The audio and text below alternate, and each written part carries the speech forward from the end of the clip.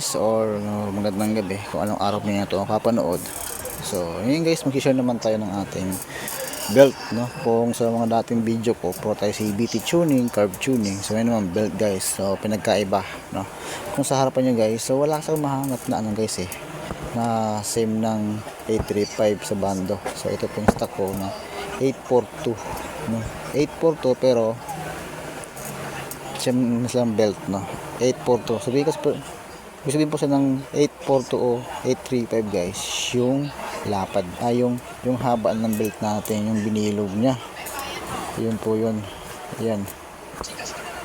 So yung buong bilog na to, yung buong bilog na yan, kung doon nagkakamali, correct me if I'm wrong, kung tama ko, yung bilog niya 842. So pag sa 835 naman, ito 835 yung bilog din ito, yung kabuuang bilog. So not sure kung tama yun. So guys, kasi nagtatanong sa atin ano magandang belt sa mga CBT natin, like stock or kalkal or racing na, no? So actually guys, may kanya-kanya po yung reference, no? Hindi po pwede magpare-parehas, no? Kaya po i-share natin siya about sa inyo, about sa ating mga test na. So gagamit lang po tayo ng ating electronic digital caliper at listahan guys, no? So siyempre ang kuha natin guys, ang sukatin natin dyan yung puro height, yung puro mga lapad niya, yung kabuuan nito at kabuuan dito, taas, gilid at saka ilalim. Yun po ang susukatan natin. Tingnan natin kung magko-compare silang dalawa sa size na ating hinahanap, no? At i-explain ko po doon at kung alin ang mas babagay sa stock at sa kalkal or si racing CBT, no? So simula tayo sa guys, simula tayo sa Powerlink. So Powerlink to guys, sa Powerlink 842. So tagal na itong nabili. Ito naman bando belt 835.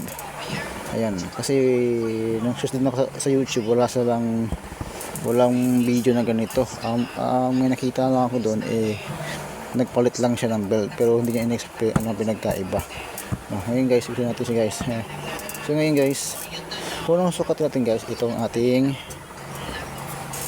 842 na bando belt, na Powerlink. So sukatin natin yung kanyang lapad dito guys. Ayan. So ayan guys. So same po silang gamit guys, iba po ang sukat ng gamit sa brand new, iba po ang sukat ng. So same silang gamit. Ito ay 18.7. 18.7 po yung guys. 18.7, no? Tapos ang next naman natin guys is yung kanyang lapad naman dito guys. Ito yung lapad naman niya dito ang next natin. So kailangan saktuhan lang guys. Huwag yung gaano idiin guys.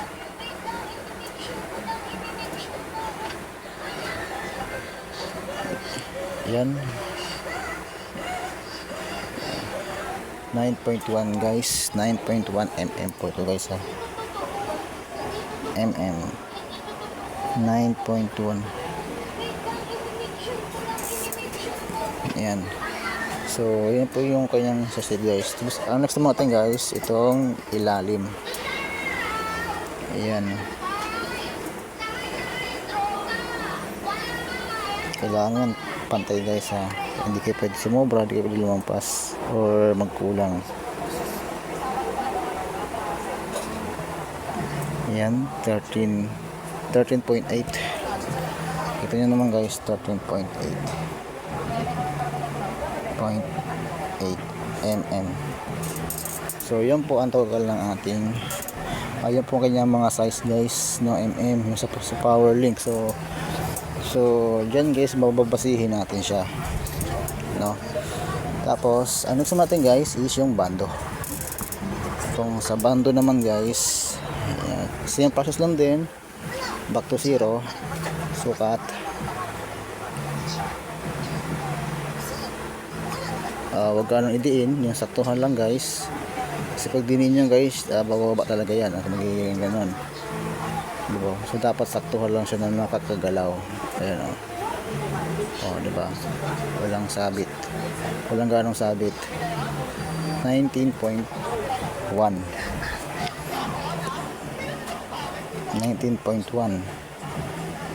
mm. Tapos ang next natin guys is yung kanyang baba dito. So back to 0, sukat ulit. Kailangan pantay guys.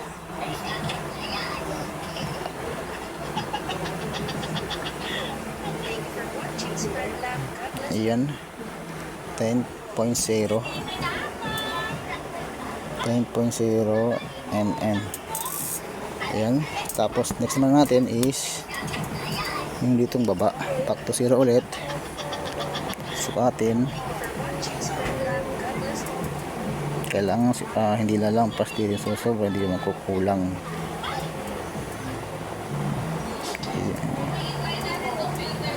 Ayan, 14.1.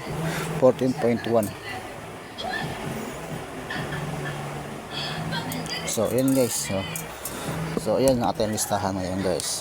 So no, yan ang listahan natin ngayon guys. So yan ang pinagkaiba niya, no? Puro lapad-lapad po ito guys, lapad-lapad pa yan. Ayan, itong 8. So tingin guys, sa power link nakakuha tayo ng 18.7. so dito sa side na to guys, sa side na to 18.7 ang kanyang lapad dito. So dito naman guys, sa side na to nakakuha tayo ng 9.1 dito sa side na to guys. Ito sa side na to, mula dito hanggang dito, mula dyan hanggang dito. Tapos yung 13 naman po guys, 13.8 naman dito naman po sa side na yan. Dito. Ayan.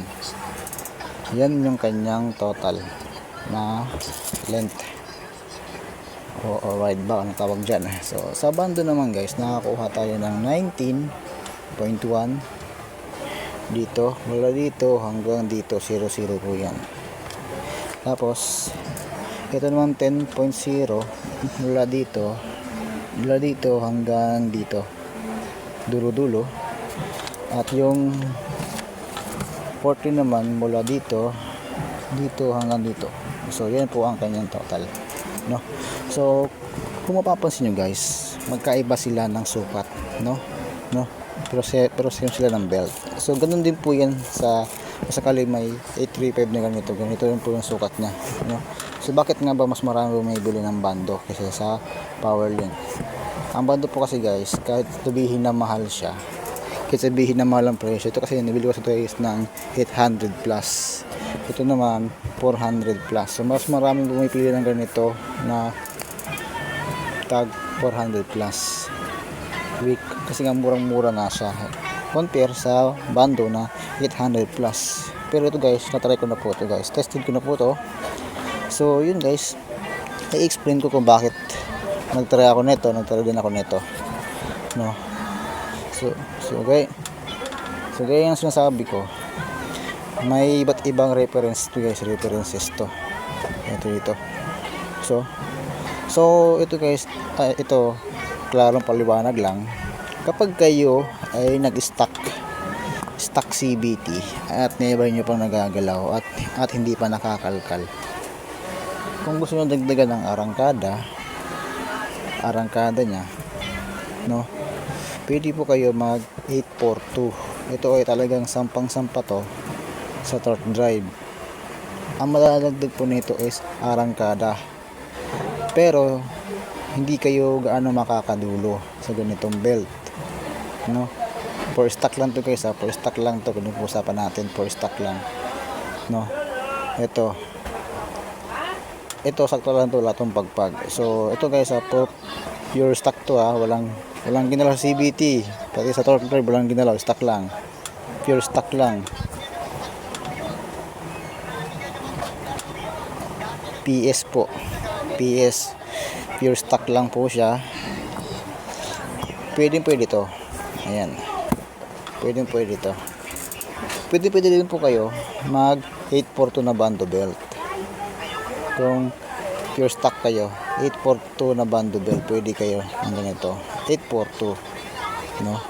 Ulitin ko guys, pwede kayo mag 842 na power link kung gusto na mas mura. Pwede rin kayo na mag 842 na bando belt, pero yun nga lang mahal, siguro nasa 900 or 1,000, pero solid naman ng kanyang materyales, no? Ngayon, ito i-explain ko guys, pag ito ang gamit nyo na 842 sa stock CVTs, stock torque drive at hindi pa nagagalaw, madadagdagan ang inyong arangkada, quick response arangkada, pero malabong maka-top speed po yun. Malabong maka-top speed kasi nga hindi po siya naka-maximize yung performance power ng inyong CVT dahil stock pa lang siya, no? Ganon din po dito. Nag-stock kayo, stock CVT nyo, tapos nag 835 bando belt kayo. So ito, pag ito ginamit nyo sa stock CVT niyo na bando belt na CVT, malilis po yung arangkada, wala po itong arangkada at mahiyaw kasi nga medyo maikli siya, no? Maikli. So may binabagayan po itong ganitong belt. So lahat ng belt may binabagayan. So kasi may iba kasi nagpapalit ng 835 na bando belt, medyo ano daw, basta medyo mahiyaw daw or what else, o malas arangkada, masagas. So ang dami nire-reklamo. So ito explain guys. So kung ngayon pag stock kayo, ito gamitin nyo guys, 842 size na power link or bando belt. Basta 842 lahat guys, ha. 842 835. Ito is pure stock. Ito mamaya explain ko rin yan. So pwede na rin pang racing or kalkal. So, sa sulat ko ha, medyo magulo, kalkal. Ayan. No, ayun. So yan. No, ito guys kasi medyo mahina to. Pero sa arangkada goods to. Yun nga lang, wala kayong dulo sa ganitong belt na 842, no? Kung sa pure stock lang, wala to. Pero ito naman may kunting dulo naman to. Yun nga lang, medyo malakas sa gas kasi medyo maliit, no? So yan, okay na tayo guys, ito na to ha, sa stock ha. Kung stock ang yung CVT o torque drive, mag 842 bando belt o 842 power link, pero mas maganda siguro bando belt na guys kasi mas malapad kasi siya. Yun ang pinagkaiba niya. Ang laki ng diferensya, ang laki nang nawala sa kanya, pakalaki. Ayan o, power link pa lang o, naman pakalaki nang nawala sa kanya, hindi gaya ng bando. Talagang maximize talaga yung power. So mas marirecommend ko mag bando belt guys kasi mahal, basta original, basta maganda. So, ngayon pagka so yun, nagganito kayo hanggang sa 835 naman tayo guys. Sa 835 naman guys, may binabagayan din to, kaya 835 kasi maximize yung power. So itong 835 guys, bagay na bagay ito sa mga kalkal pulley, naka-degree o naka-racing CVT at kalkal torque drive, no? Kasi unang-una, pag ito kasi guys nilagay mo sa kalkal, mapagpag to. Sa kalkal torque drive ka kalkal CVT, mapagpag to. Mapagpag. Pag ito naman nilagay mo naman sa stock, lubog na siya sa torque drive mo. Lubog na siya. Wala siyang power masyado.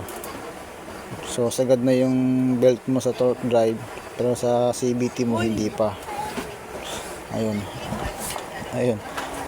Pag ito nilagay mo naman sa racing CVT o kalkal torque drive, kalkal CVT, mas ma-enhance yung power niya. Unang-una guys, sagad siya. Yung sa bilog ng CVT natin, yung bushing niya, ito yung bushing, ito yung pulley, as in sagad siya dito sa pinakababa. Sa torque drive naman, sagad din siya dito sa pinakataas pag 835 ang gamit ninyo. Ito pong kalkal natin sa pang racing lang to, pang racing. 835 goods for racing or halkal, no? Kasi unang una halkal na siya. Ngayon pag nakulangan pa kayo sa taas, mag add washer kayo, turning washer, mas aangat siya. Saka unang una mas isasagad niya yung pulley sa pinakataas pagka sumagad na siya. Ganun din po sa torque drive, sasagad din siya sa pinakababa, sabihin na maximize yung power, mabibigyan niya yung gusto niyang power pag naka-racing, no? Una-una guys, kasi guys, mas malaki kasi ang dagdag nito guys, yung size na to, yung kabuuan na to, mas malaki ang mabibigay na potential, mas malaki ang bigay na power niyan compare dito sa power link. Yan, compare dyan, ito more power to guys, more power. Ito less power to guys, less power, no? So less power po yan guys, ito more power kung ito lalagay nyo sa racing, no? Kung ito naman nilagay nyo sa stock na CVT nyo, kaya sinabi ko, pag nilagay nyo sa stock CVT, lubog na agad siya itong bando, kasi nga sabi ng sinasabi ko, may binabagayan po itong CVT. Itong bando belt na 835 pang racing lang po ito, pang racing to, pang racing to na CVT or kalkal. Pero kung gagawin mo siyang daily use sa pang stock, ay malakas sa gas. Kung stock ka lang guys, mag 842 ka na power link, pero mas recommended ko bando belt na 842 na bando belt, mas maganda. Mas recommend ko sa mga stock na CVT, stock na torque drive 842. Ayan, ano, 842 pure stock lang guys. Pero pag 835 racing or kalkal pulley, kasi nga nasasagad na siya, so mas maganda 835 sa mga kalkal o racing CVT. So yun guys ang ating video ngayon guys, so pinagkaiba, no? So sana maintindihan ninyo, itong 842 boost lang siya sa mga stock, bawal sa racing to, bawal to sa mga kalkal. Kasi kung ito ilalagay nyo sa kalkal, papagpag po to guys, papagpag to, pagpag to walang power to, kasi parang makakaranas ka ng dragging, kasi tumatalon yung belt mo sa pulley, kasi mapagpag siya tumatalon siya, no? Madidelay ka. Ito naman bawal po to sa stock. Ito, pag ito nilagay mo sa stock, itong 835, lubog na agad to, lubog na siya. So para ka na nakasigunda dito, para ka na nakasigunda pag ganitong ilalagay mo sa inyong stock. Pero pag halkal ka na, pwede to 835 bando belt, kasi mas recommend to guys, mas recommend ko tong bando, no, sa ating Rosy Passion. Mas recommend ko to, ito hindi to guys. Huwag kayo mag power link, pero nasa inyo naman kung gusto nyo mag power link, kasi mas mura kasi itong power link, kasi mas mura yan compare sa bando. Ito kasi makakabili ka ng 400 lang sa Lazada, pero sa shop na to nasa 1,000 yata yan guys, pag sa shop yan. Ito yung bando naman, makakabili ka nito nasa 850 yata, bili ko nito sa Lazada, 850, ano, kasama na shipping. Yun. Ngayon guys, tapos nyo guys, mas malaki, oh, mas malaki pa nagkaiba, 18.7 compare sa 19.1 na lapad, 9.1 compare sa 10. So ang laki ng kinain, 13 plus sa bando 14.1. So ang laki talaga. Kasi ito kasi guys, ang purpose kasi nito guys, nitong bando, enhance niya yung power, ini-enhance niya, binibigay niya yung potential na power na gusto nyong hingiin sa kanya. Kaya recommend to. So yun guys, sana maintindihan ko sa ating video, no? Sana natutunan kayo, kasi nang search ako sa YouTube, Facebook, wala pong ano nito, nagde-demo about sa ganito. May nakita lang ako doon, nagpalit lang siya, nagpalit siya ng belt. Kahit kapain nyo guys, kahit naipagtabi nyo to guys, mas malapad talaga yung bando. Kasi mararamdaman nyo yun, ayun, mararamdaman nyo dito, ayun, mas malapad talaga ang bando. So yun lang guys ang ating video ngayon guys, sana may natutunan kayo sa ating walang kwentang video. So ito ilalabas ko sa YouTube to, sa Facebook ko. So yun lang guys, at maraming salamat at God bless sa ating lahat.